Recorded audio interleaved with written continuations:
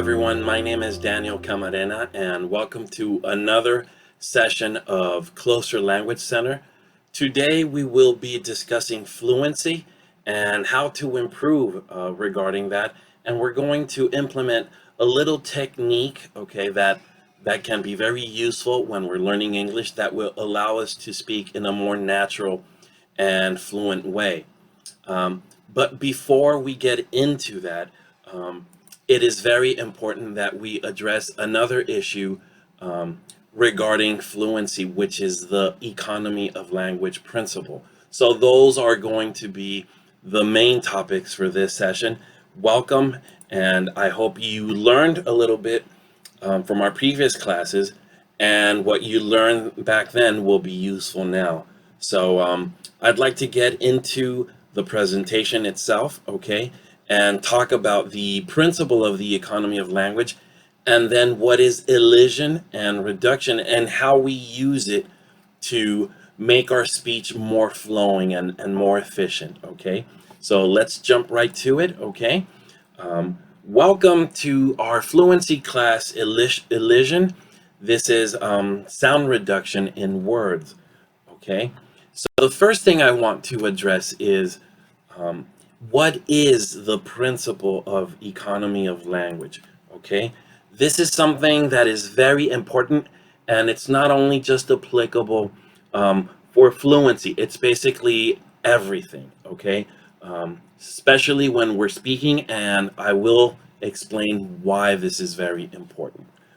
Okay, so the economy of language principle, okay? I'm going to go step by step, okay? The first thing that we need to consider when we are speaking is that speaking is the ability or skill that is more energy consuming. Think about it for a second.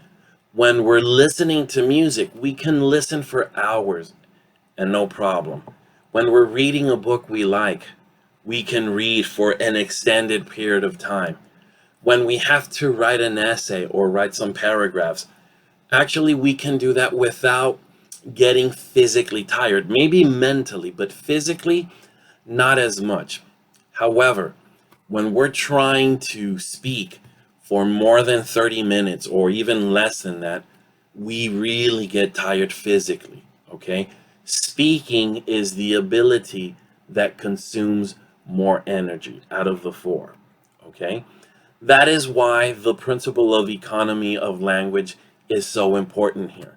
When we apply this principle, our speech will tend to be more efficient.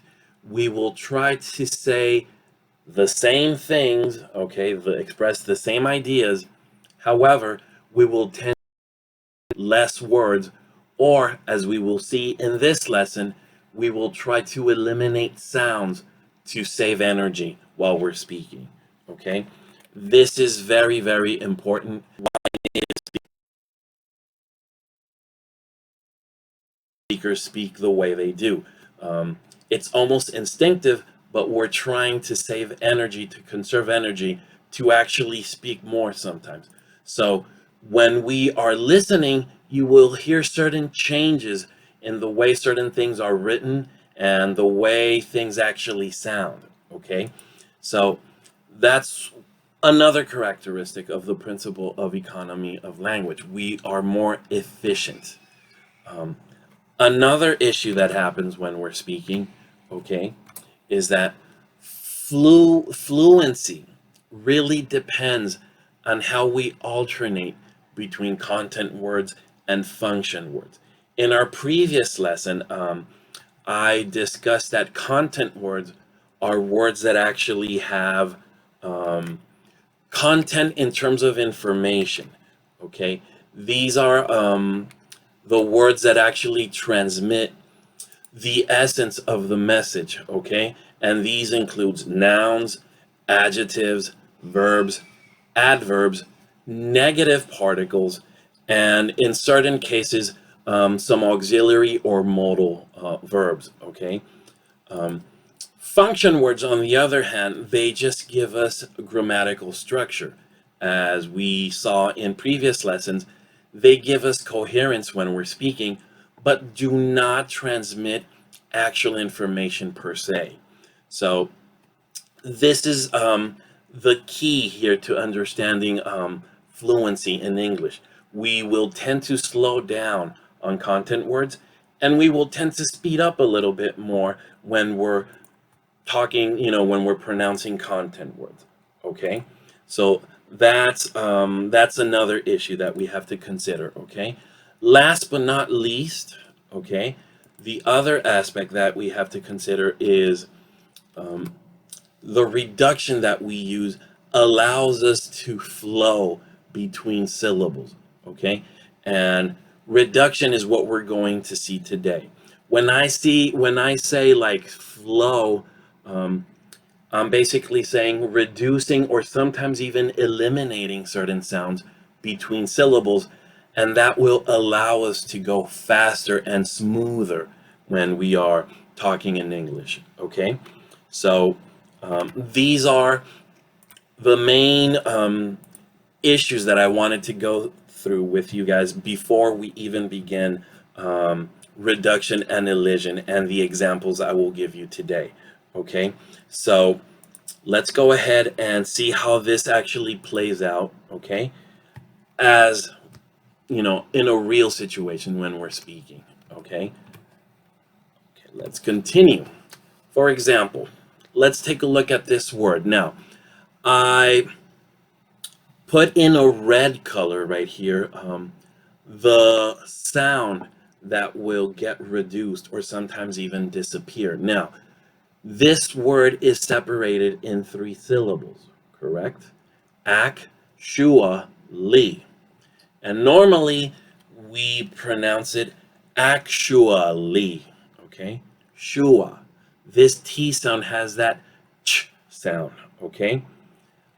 When we apply the principle of economy of language, this sound will reduce, maybe not disappear, but it will definitely reduce its intensity.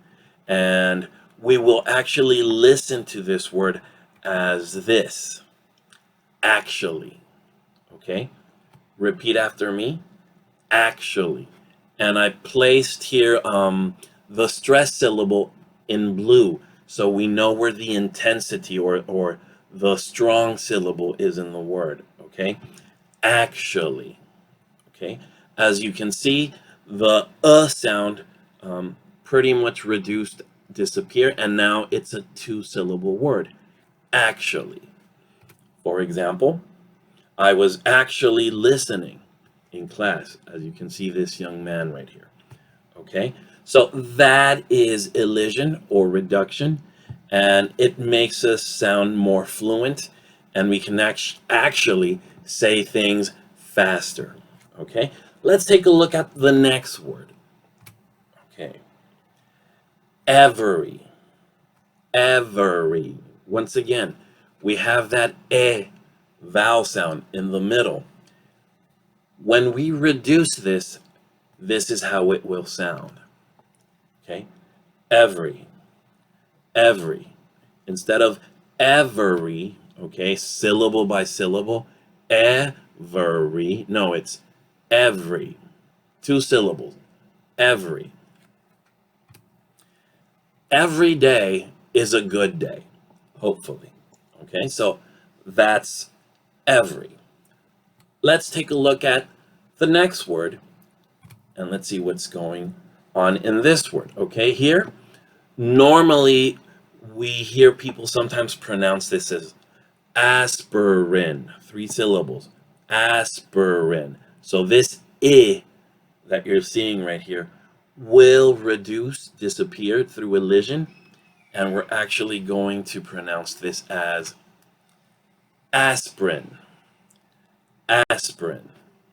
Okay, once again, the strong syllable or the loud syllable is in blue. Keep in mind how we pronounce this vowel, am. Okay, it's like an open or wide A sound. Okay, that we usually say a lot in American English. Okay, a, is wide, okay, and it's sort of like smiling. Aspirin, okay. One more time, aspirin, okay, very good. Now, let's continue. I need aspirin for my headache, okay. Normally, that's how we will listen to it, and we need to get used to that so we can just listen to it, understand it, and also start saying it this way more naturally, more flowingly. Okay, the next word, broccoli. Okay, usually many people, that's how they tend to say it. In reality, at least in the American variety, that O sound, it's not actually a no, but it's more like an gets reduced, and in reality we pronounce it as broccoli.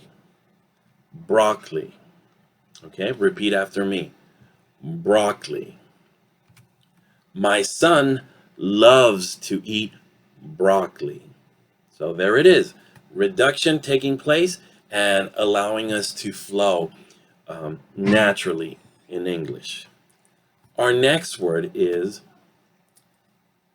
camera, right? Camera. That E sound, will kind of fuse together with an M. This is a slight reduction. It doesn't really disappear completely, but it does reduce to a great deal, okay? So this camera will actually sound camera. So somewhere between the M and the R, that's when the sound gets reduced. So instead of saying camera, 3 syllables, we reduce it into a 2-syllable word. Camera. Camera. Repeat it after me. Camera. Pretty simple. I need a camera for my vacation. Camera. Okay. Next word that we have is one of my favorite words, to be honest, because it's very tasty. Chocolate. Okay? Chocolate. In this case, reduction will take place in 2 vowels, not 1. It will reduce that O sound and that A sound somewhere here in between. So instead of saying chocolate, okay, we will tend to listen to this word as chocolate. Chocolate. The O is actually this ah sound, okay? And then we have that O reducing or disappearing, chocolate, okay? And that A sound becomes this reduction right here, expressed in that little apostrophe. Chocolate, very quick. Chocolate, okay? Chocolate is my favorite treat. So there we have it. Reduction can take place in more than 1 vowel in a word, okay? As we will see further on as we go through these words, okay? The next word is desperate, right? If I say it slowly, syllabically, yes, it will sound desperate. 3 syllables. Let's apply reduction and see what we get. Very quick. Desperate. Desperate. 2 syllables. Desperate. Okay? My dog was desperate to go outside. And there we have it. It allows us to flow. It sounds more natural. Okay? And it saves us energy when we're speaking. Talking about, again, the economy of language principle that I introduced at the beginning of this lesson. Okay. Our next word, different. Different. Okay? We apply the reduction, and at this point, how do you think this will sound?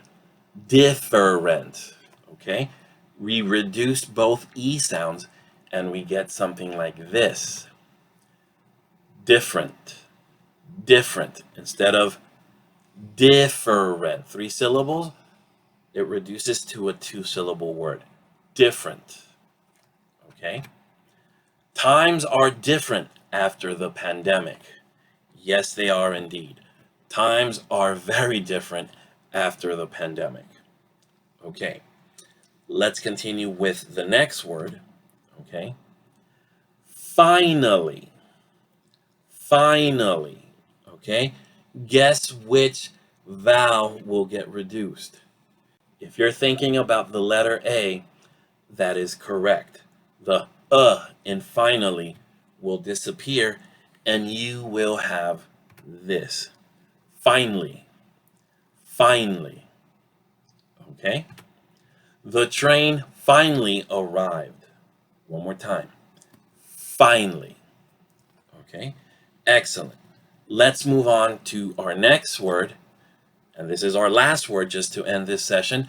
This is one of the most difficult words to pronounce sometimes because it has so much reduction. Okay? Usually we say this word as comfortable. Comfortable, right? Okay. In this case, it has 1, 2, 3, 4 sounds that are being reduced. Okay? And it really contracts. Okay? So from comfortable, we actually say comfortable. Comfortable. Okay? So that first O is reduced to an apostrophe. The OR disappears completely, and that A sound becomes that apostrophe right there. So from comfortable, we get comfortable. Comfortable. And this really allows us to flow in a sentence or when we're talking, in a regular, normal, and realistic conversation. I feel comfortable in my living room. Comfortable. Okay? So, with this, I would like to end this little mini lesson. Thank you so much. I hope you're taking something with you on this. And I really look forward to seeing you next time in one of our other classes that we have here at Closer Language Center. Once again, my name is Daniel Camarena, and it's a pleasure seeing you all of here. If you have any comments or suggestions on future classes that you would like to address regarding grammar, vocabulary, pronunciation, or fluency, please let me know, and I would gladly arrange a class to discuss these topics, okay? So once again, Daniel Camarena here. Take care and have a great day. Bye-bye.